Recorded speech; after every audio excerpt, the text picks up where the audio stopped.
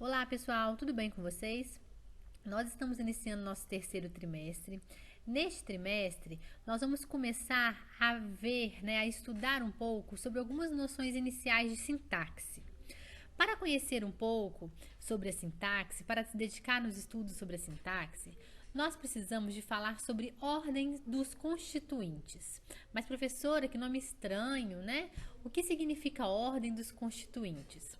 Vamos com calma, aos poucos, ao longo dessa aula, vocês vão descobrir, tá? Nós vamos descobrindo juntos, então não precisam se assustar com esse nome.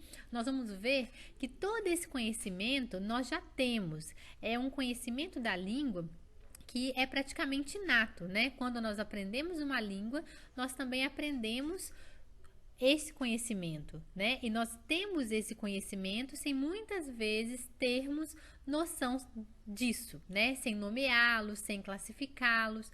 E agora, então, nós vamos começar a classificá-los, começar a pensar sobre essa ordem, sobre a ordem dos constituintes em uma sentença, em uma oração, ok? Então, nós vamos conversar um pouquinho nesse vídeo sobre essas questões iniciais de sintaxe. Vamos lá, então.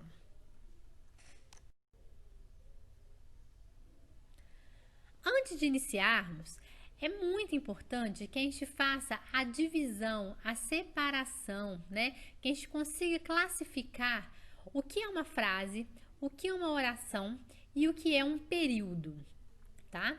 Vamos prestar atenção nessas 4 escritas que estão aqui no nosso slide. Eu tenho o seguinte: ai, eu tenho que bagunça, como assim? Fogo. Aqui eu tenho palavras isoladas, eu tenho conjunto de palavras e todas elas são dotadas de um propósito comunicativo. A gente consegue perceber que em alguns desses exemplos, como ai, como assim, eu não tenho verbo, né? Fogo, não são verbos, são apenas substantivos. Que bagunça, eu tenho uma exclamação, né? Uma interjeição, que bagunça. Todas são palavras que podem ser isoladas ou não e são conjuntos de palavras. Mas todas esses exemplos, eles apresentam um propósito comunicativo. Como assim, professora? Esses exemplos dentro de um contexto socio-interacional, né? Dentro de um contexto comunicativo, eles são dotados de significado. Então, por exemplo, se você está passando na rua e vê um prédio pegando fogo e uma pessoa chega na janela e fala, grita, fogo! Você consegue entender isso como um propósito. Ela está pedindo socorro, ela está avisando que ele tem fogo, né? Quando você bate o seu dedinho na quina da mesa, na quina da porta, e aí você fala, ai, isso dentro daquele contexto tem um propósito comunicativo. Então, todos esses 4 exemplos, eles podem ser classificados, podem ser denominados de frase. Então, a frase, ela vai apresentar um propósito comunicativo. Não são palavras isoladas, tá? Elas apresentam um propósito dentro daquele ambiente de comunicação. Assim, o que vai determinar se uma palavra ou até se um conjunto de palavras, como que bagunça, como assim, se ele se esse conjunto ele é ou não uma frase, vai ser a interação verbal, pois somente a partir dela é que definiremos se ela é dotada de sentido ou não.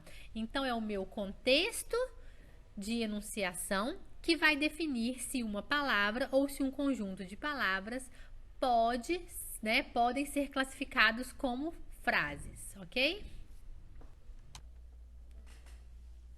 A outra classificação possível é a classificação de palavras isoladas ou de palavras combinando entre si, né, em oração.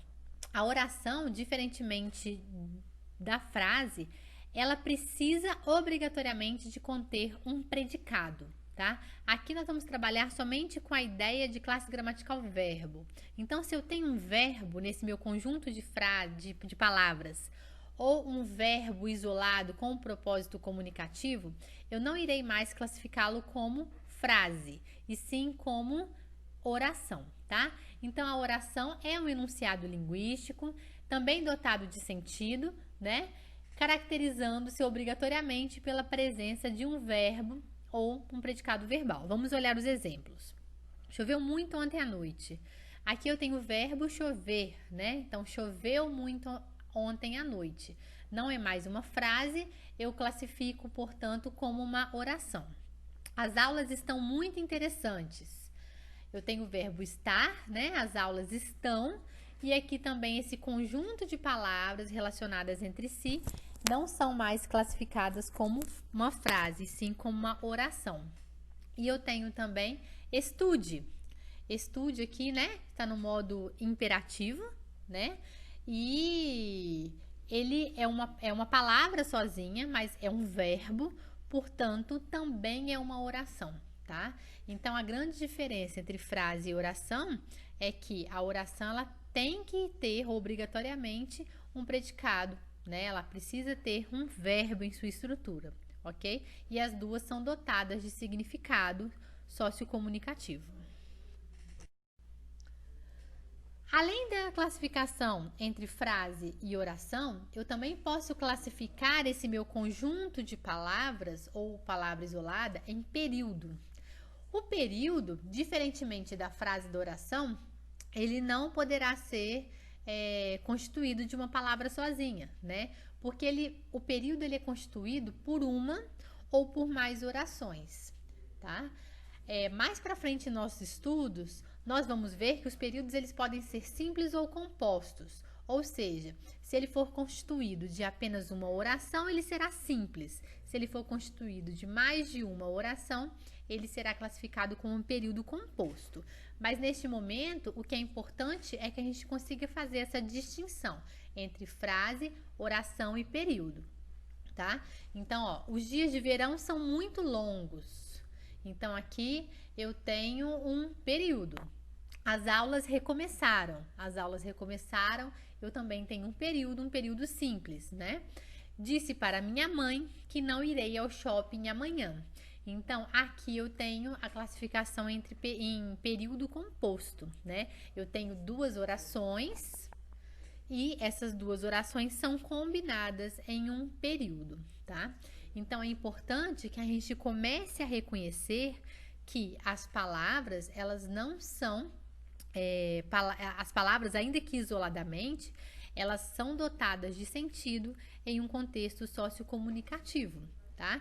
E a combinação dessas palavras, a partir da combinação dessas palavras, a gente consegue classificar, né, esses conjuntos ou essa palavra isoladamente entre frase, oração e período.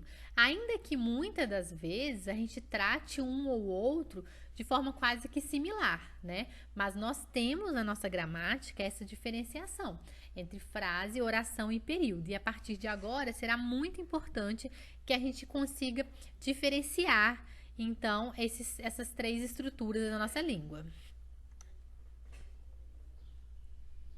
Mas, professora, por que eu preciso fazer essa distinção entre frase, oração e período? Bem, nós vamos começar a ver agora que na língua portuguesa existe, né, assim como em todas as outras línguas, inúmeras palavras, né? Se nós pegarmos um dicionário e formos contar quantos verbetes estão ali naquele dicionário, nós vamos ver que são inúmeros, né? E tem algumas palavras que não estão ali dicionarizadas, mas que elas também existem. A grande questão quando eu aprendo uma língua, eu preciso saber combinar essas palavras entre si para formar, então, orações, para formar frases, para formar estruturas que sejam, então, compreensíveis e não que sejam palavras isoladas. Então, quando a gente está falando aqui sobre ordem dos constituintes, nós estamos tratando os constituintes como pedaços da nossa língua, tá? Que vão ter uma função específica dentro da língua, dentro da sintaxe dessa língua. Então, eu estou abordando aqui os constituintes como o sujeito, o verbo e o objeto de uma oração. A língua portuguesa, como eu disse, ela não é um emaranhado de palavras, né? Porque essas palavras, elas não são dispostas sem regras, sem lógicas, em uma frase e em uma oração.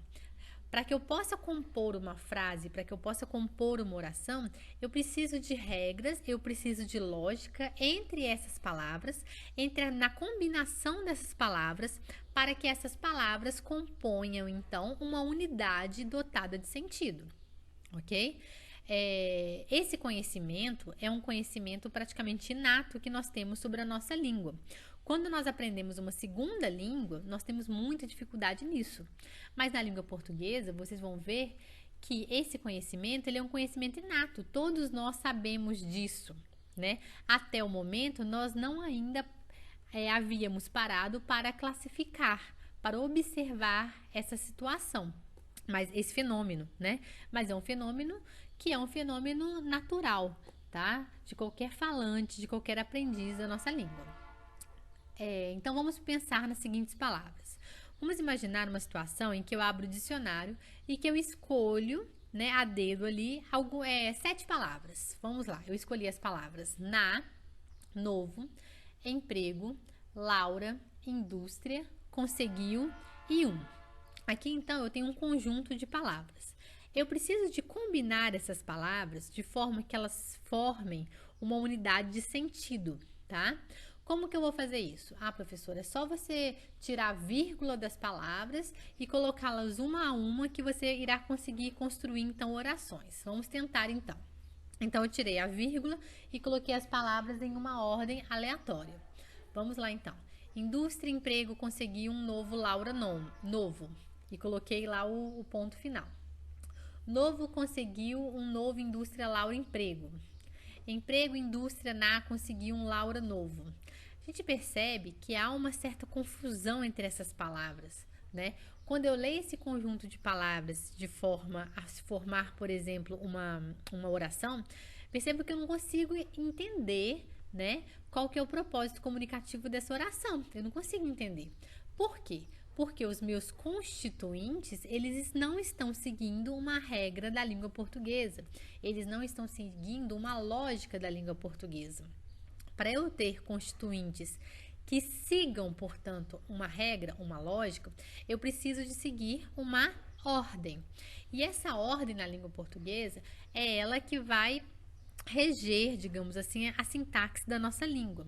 Quando eu falo que eu tenho uma ordem dos constituintes, eu quero dizer que as minhas palavras, de acordo com a função que elas ocupam na sintaxe da língua, né, elas precisam de ter uma ordem e que essa ordem na língua portuguesa, ela é sujeito, verbo e objeto.